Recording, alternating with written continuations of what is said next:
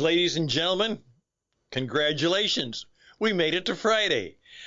Future Friday. Friday is the day that we talk about leadership. So if you are not a leader or you want to be a leader, if you're not a leader or you don't want to be a leader, you don't want to listen to this program, because this program is about leadership and people who want to make a difference by giving leadership to their life and perhaps to their very own little starship enterprise. So this is for leaders. And I had a wonderful example of leadership this morning, just as the title describes. I was going around the lake on my morning walk, and there were about maybe well over 100 geese in the lake.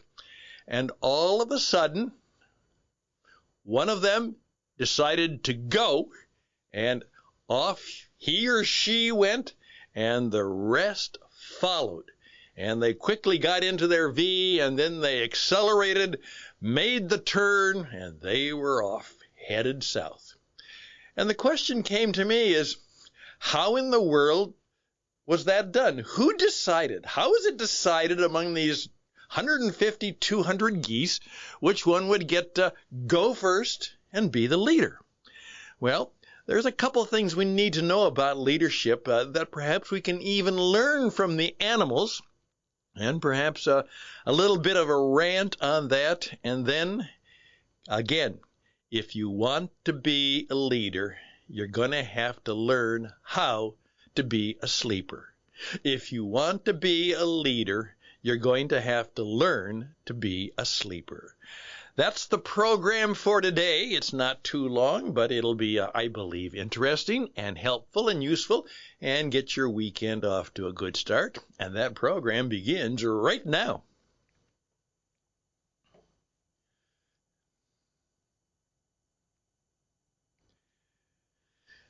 Yes, yes, yes.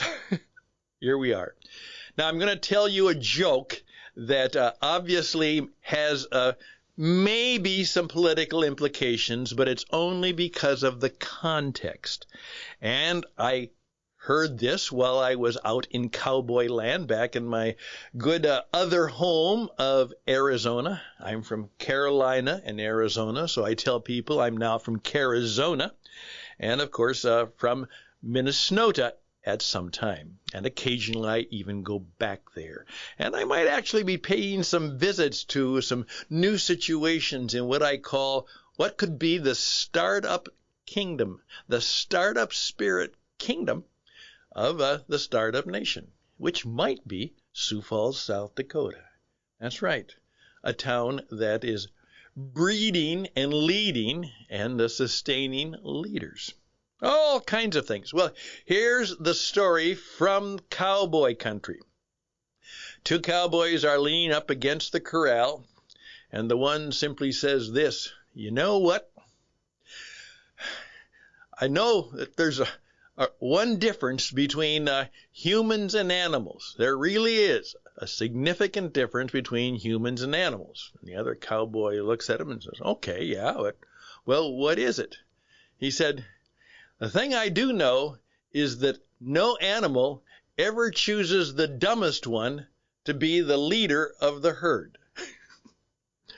No animal ever chooses the dumbest one to be the leader of the herd, or the pack, or whatever else they call. And unfortunately, that does make a bit of a political comment, but it's actually a general comment. The state of leadership, at least in my part of the world and in most of the world, is abysmal. They are not men and women of quality. They are not men and women of character. They are not competent. They have very little, if any, spiritual insight.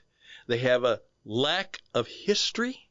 And as a result, right now, we are entering a recession.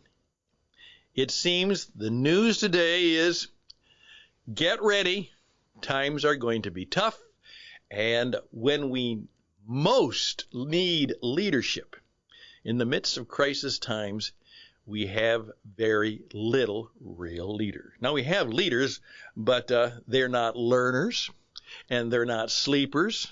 and they are none of the things that usually go into great leadership. And this is not just a political statement. Our state of education, same thing is true there, particularly higher education. Corporations. In fact, the only real place that you will begin to find some significantly good leadership is in the entrepreneurial sector. And I have to be very honest, as a man of faith, I also have found that there is a lack of good leadership even in the spiritual or church dimension. Just isn't there anymore. I don't know what to do about it. I would like to be able to help people achieve more in terms of their own personal greatness and personal development. Unfortunately, many people just aren't listening to the voice of leadership anymore. And so that's the mess we are in. And I don't particularly have an answer to it, but I do have some specific answers. But that's what this program will be about throughout the days ahead of us. Now, please keep in mind what we're trying to do is, first of all, I want to encourage you, if you want to be a leader, you have to do what I'm doing. If you don't learn how to become a master of self-expression, if you don't know how to speak and present and perform and use the media in a powerful and effective way today, you will not be able to be the leader that you could be, and perhaps the leader that you must be. And right now, I can bring to mind many, many leaders who I know of who are doing okay, kinda. They are not reaching anywhere near their full potentiality, and they are not doing the things that they could do if they would just get off the dime and start to do some things differently. I could name them. You wouldn't know them, but I will not embarrass them. But I know of them, and so do you. So that's the state we're in, and the only thing I can say of vitality and verity is, in terms of the world that you can create for you and your family, and maybe for the small community of people that you have some leadership and influence in, you can make the difference. You can create a cell of excellence. It will not be large. It will not be substantial right now. But until we renew ourselves by people like you, people like me, having greater courage, greater commitment, greater desire to have the right kind of skills and the skills that will help you, and the attitudes, as I say, the principles, the practices, and the performances that are necessary to be great leaders, even good leaders. The principles, the moral and spiritual principles, the practices, the behavior, the way they do what they do, and the performances. And that is how they lead people, how they persuade and influence people. We need people who are serious about doing that. And they're learning the arts of that, and in particularly with what I call the Jesus entrepreneur experience. I'm absolutely committed to the point that whether you want to take him in his fullness as who he is, fine, you should.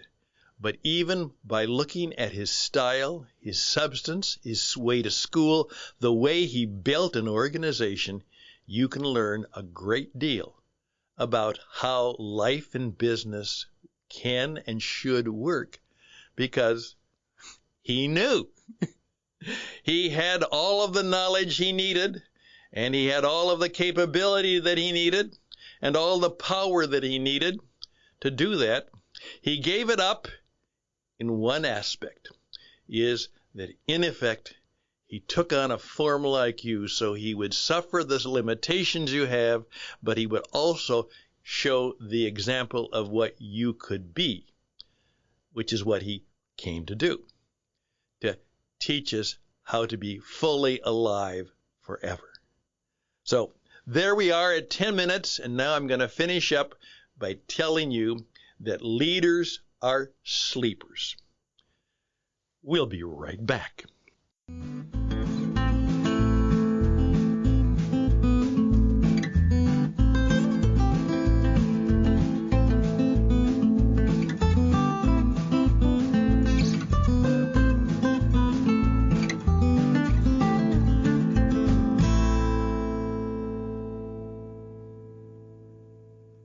Okay, here we go. Remember, at least the new year that I'm celebrating starts on Monday with the Rosh Hashanah holiday and then the 10 days of awe. And we're going to try and do some studies in awesomeness in the following week. However, I want you to do this. In the year ahead of you, learn how to sleep. I've taken that challenge seriously, and it has been remarkable in what it can do for me. And if you listened to the program yesterday, I challenge you. Now, here's where we go. Even today, here it goes. A bad sleep turns your immune system against you. Okay, bad sleep turns your immune system against you. Let me just read you some of the things I'm aware of, and if you want to know more, I will give full attribution by you turning them to me. Bad sleep turns your immune system against you. Lack of sleep is known to lower your immune defenses and lead to a higher risk for all sorts of diseases in the near term and over time. New research offers some insight as to why. Sleep that's too short or fragmented during the night actually alters the DNA inside stem cells that create your body's white blood cells, key to the immune system. As a result, the stem cells kick out too many white blood cells, flooding the body and causing an overreaction of the immune system that can trigger inflammation, which can turn into heart disease and other inflammatory disorders. Catch-up sleep, already deemed of dubious value, does not seem to rectify the problem. Here we go. In effect, they are discovering that sleep, the right amount of sleep, the enough sleep, and unfortunately, the lack of sleep has far greater impact not only on our life and our business and life performance than we've ever thought possible. Recently, from the Epic Times, there was a wonderful article which essentially said this: Brain Basics, Understanding Sleep. And this is far more information than you ever need, but I can show you and provide you the research and the link to it. But it will give you all of the scientific basic understandings that you need to have in your life if you want to better understand how your sleep systems work and how it affects your brain. Then there are also the 10-step guides to better sleep. And we can go through those, the things that you need to know to get better sleep. And there are a number of videos. And even what I talked about yesterday is that there is a virtual theology of sleep which demonstrates that even in the theology, in the theos of God, we find all kinds of instructions and admonitions about the power of doing sleep right. This is radio, and I can't show them all to you, and I don't want to show them to you. I just want you to say, this weekend, I'm going to do a little bit as my wife did yesterday.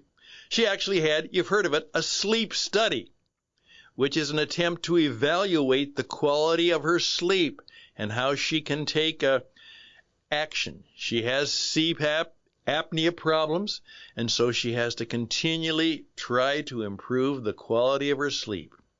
And so you need to take that seriously. And if you want to email me at stanhouston@gmail.com, stanhouston@gmail.com, it will be my privilege and my pleasure to actually send you the links to some of these articles and to some of the YouTube videos that are there.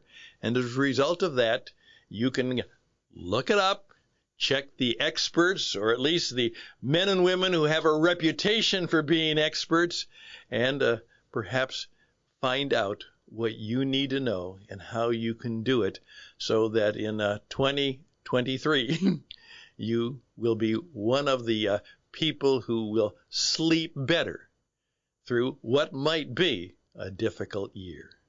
At least you'll be a better leader and a better sleeper in that year. So again, reach out to me, stanhouston@gmail.com, stanhouston@gmail.com.